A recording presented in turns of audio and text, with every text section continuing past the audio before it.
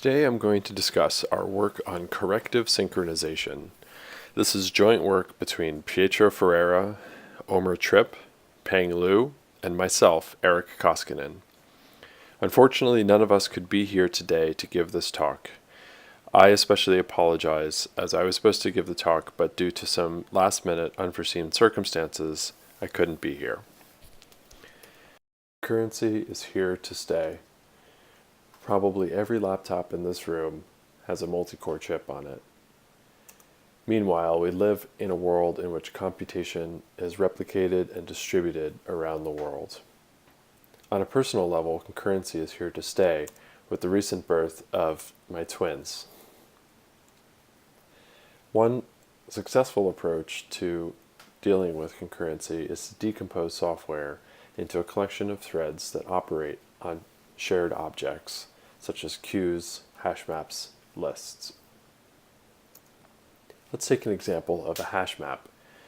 In this example, the hash map is used for a reservation system. This function, update reservation, is moving reservations from an old slot to a new slot. It's implemented by performing a couple of operations on that shared object. First, it performs a remove operation on the old slot, getting back as a return value the value that was there. If that return value is null, then it creates a new reservation. Finally, in the new slot, a replace operation swaps it out for this new value.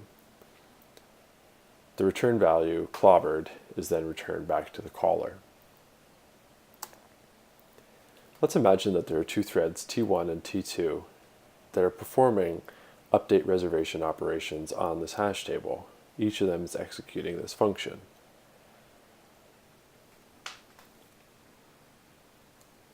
Let's imagine that these two now execute concurrently.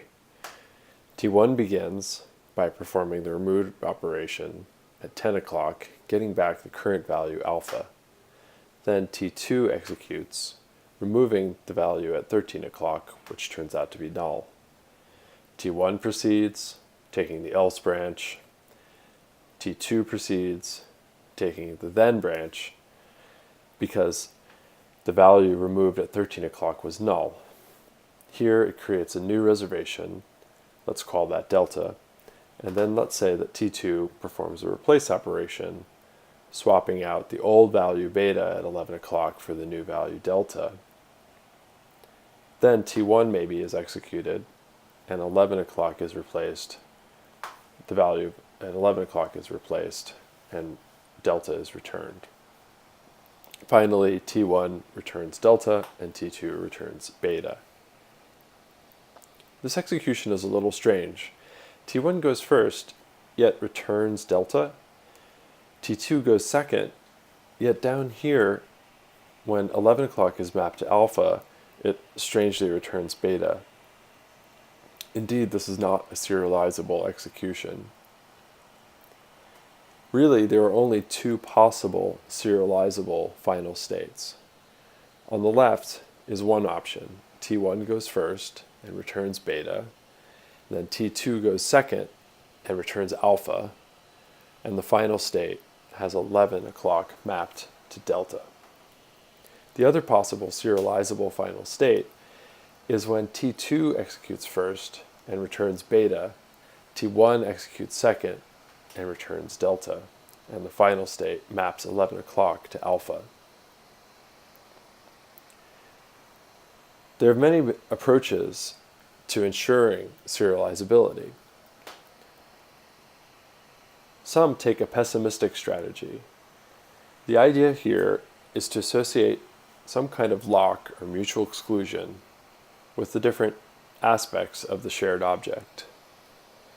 In this case, T1 might acquire a lock on the 10 o'clock slot, as well as a lock on the 11 o'clock slot. It can then proceed to freely perform operations on those two slots. Meanwhile, T2 acquires a lock on the 13 o'clock slot, but then when it attempts to acquire the 11 o'clock lock, it ends up spinning. This is a little bit unfortunate. What happens here is that T1 acquires a locks and performs its operations and then releases the locks, at which point T2 acquires those locks and then performs all of T2's operations. This effectively serializes execution. Another strategy is called optimistic. Here we just let the two threads execute on their own, but we keep a sort of thread local, at least logically speaking, a thread local cache or a thread local copy of all of the operations. The problem then is at the end when both attempt to commit, they have a conflict and can't decide who has the right to go first. In optimistic strategies, often these two operations may happen concurrently, but then when there are conflicts, one of them will have to perform a retry operation.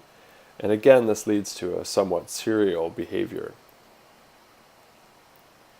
Are there other options? Well, this brings in the main idea of this talk. The idea is to instead perform a correction. So here, let's go back to the first execution where we simply let the two threads execute concurrently.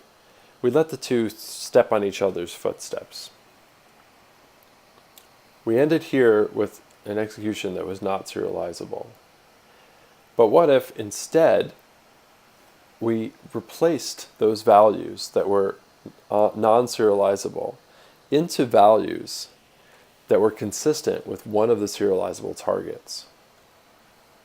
So in this case, we might choose this serializable target where T1 went first. Here, in T1, we'd replace the observations that were returned from the replace operation. Instead of it being delta, we would let it be beta. And the overall return value of T1 will be beta. Meanwhile, for T2, we sort of scratch out those betas and replace them with alpha. And finally, in the shared state, we update it so that it matches the serializable target.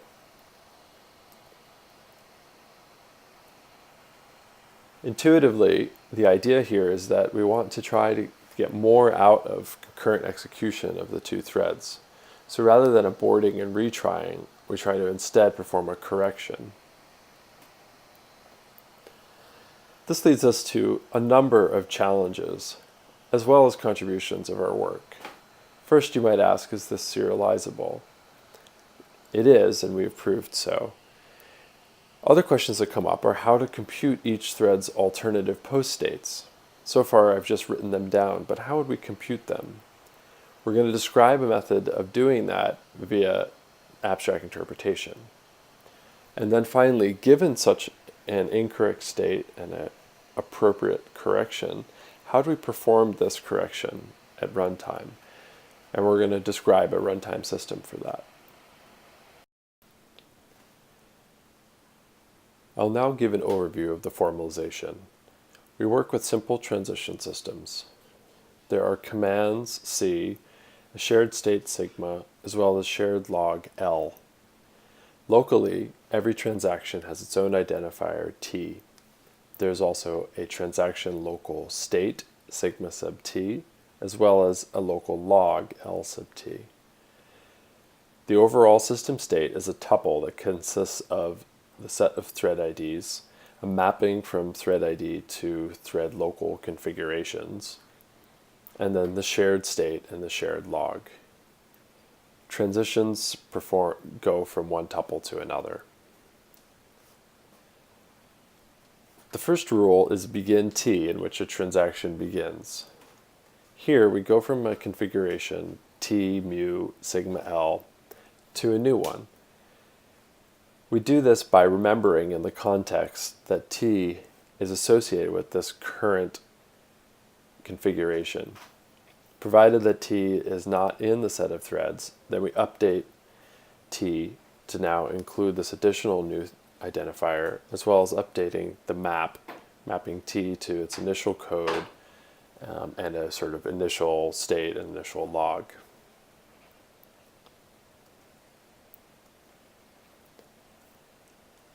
Local T is a rule in which threads perform their operations on their local state.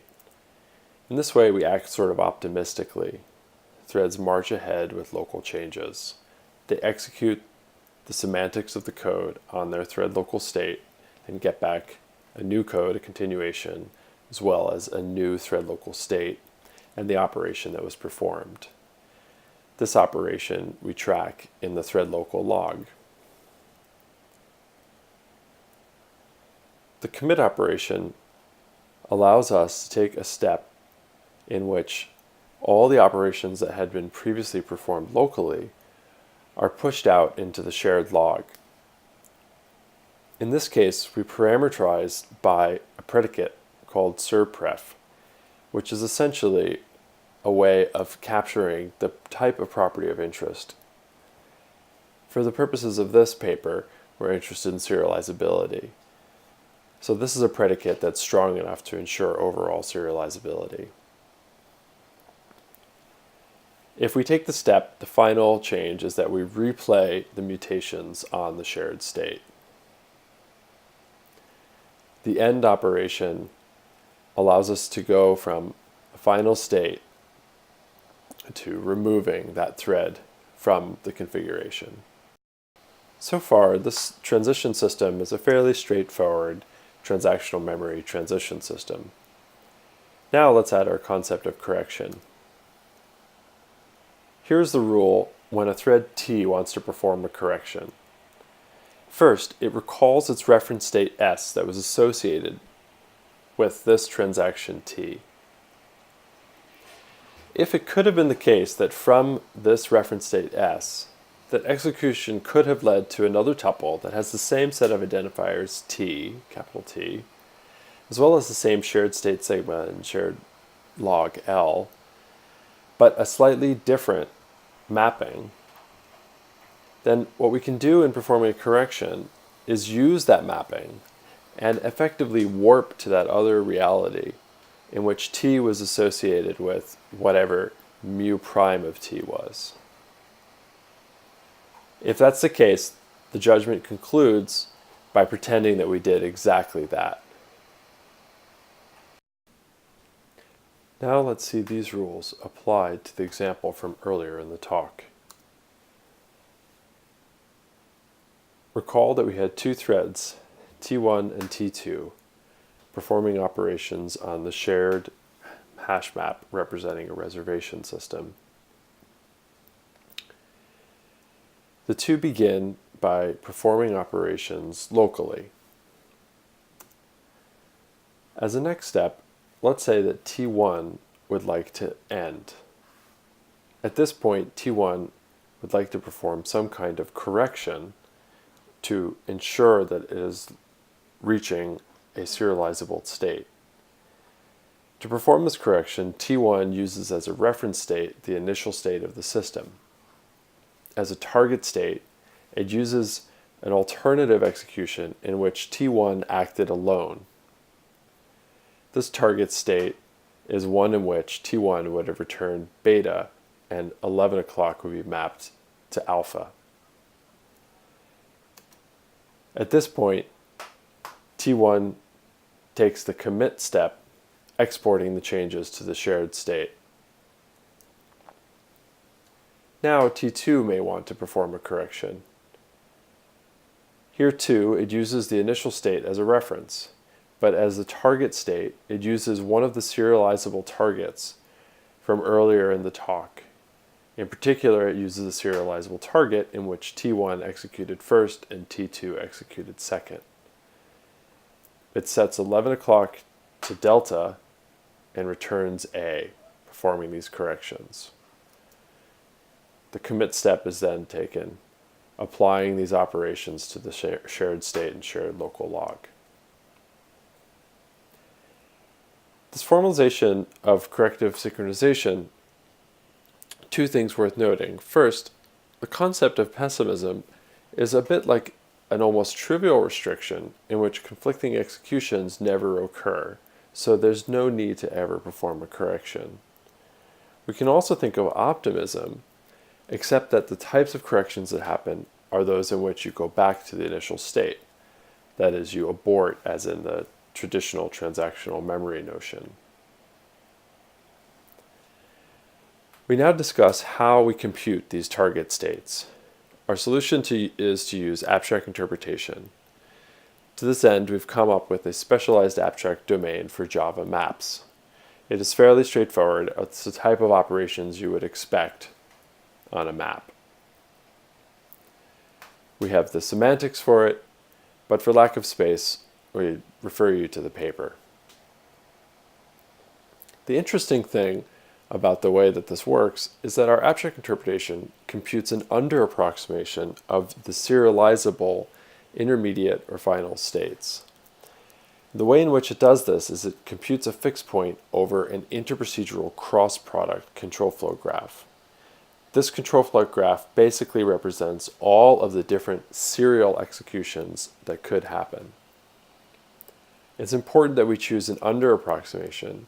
An over-approximation would lead to loss of information and states that aren't necessarily serializable.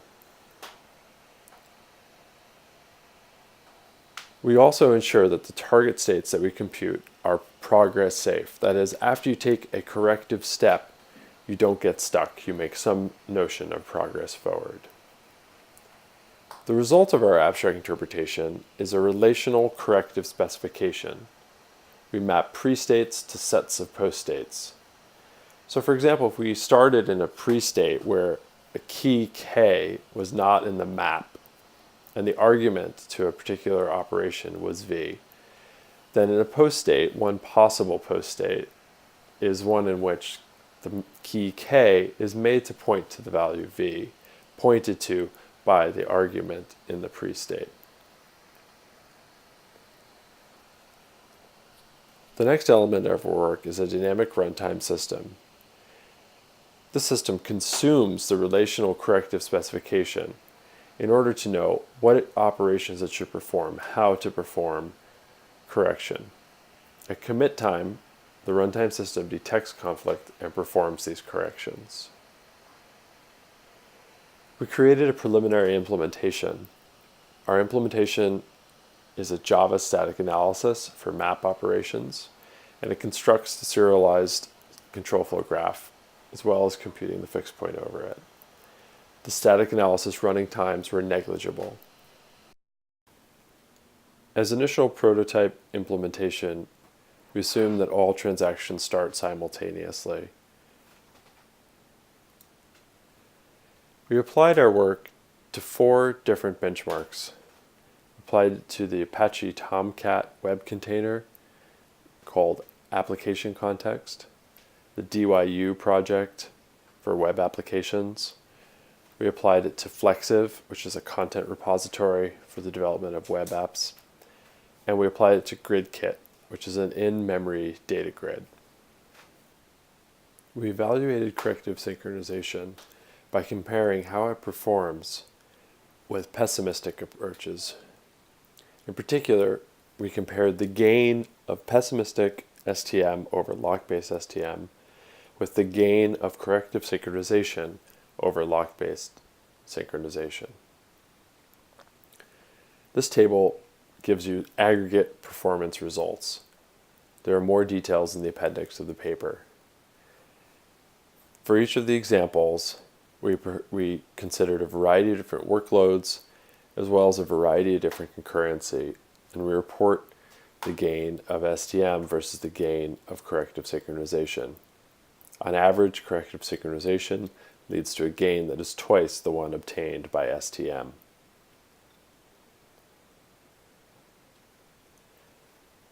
The work we've done here are really the first steps towards corrective synchronization, and there are a variety of opening questions. We'd like to know more about what are good abstract domains to use for this kind of thing. How does this work in more realistic systems? When is it preferred over other options such as pessimism and optimism? Or can one adopt some kind of adaptive approach? Thank you for listening. In lieu of a question and answer session, we invite you to email us. Please send email to erickoskinen@yale.edu. Thank you.